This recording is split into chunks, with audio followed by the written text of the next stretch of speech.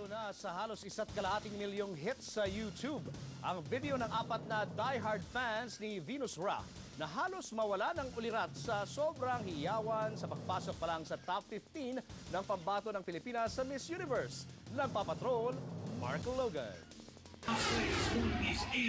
Iisipin mong mga macho na mamumutakti ng mga beauty sa inabangang Miss U pageant itong mga pogi. Pero maya-maya, nagpakita ng senyales ang isa. Tumikwatro ito na parang prinsesita. At bago pa i-announce ang top 15, pumwesto na si Sister Santina para sa taimtim na Aba Ginoong Maria. Kasunod nito ay mga kakaibang ungol.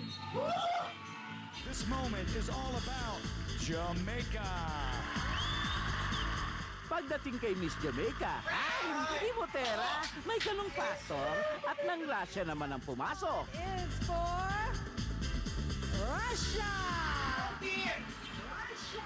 Ay, ano ba yan, te? Isa kang balimbing na nagkapawang tao. Kala ko ba kay Venus ka nagrararara? Kalad ka rin ka, te? Sa sobrang kaba na si Venus Ra ay malaglag.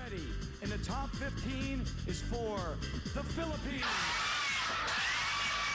Hala, halos mapunit ang mga ngalangala. Kung buntis sa mga ito, nakuna na kayo. Asus, at may matching tears pa. Itong isa naman, ayo, Pilipinas, tweet ng tweet.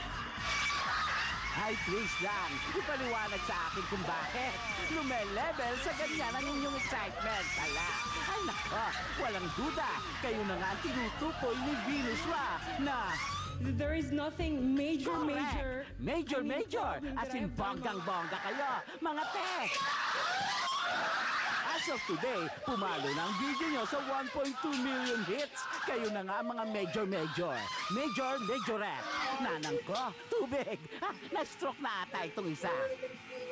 Footage of some guys watching it on television. Just have a look at their reaction. At say, na-feature na mga Venus Angels hanggang sa international television. At say again, sa bago nilang clip, complete with major effects. Nanang ko po, parang nangangalit ang langit. Bongga, ang tila ontoy na humahagupit. Isa itong galubyo. Mark Logan, Patrol ng Pilipino.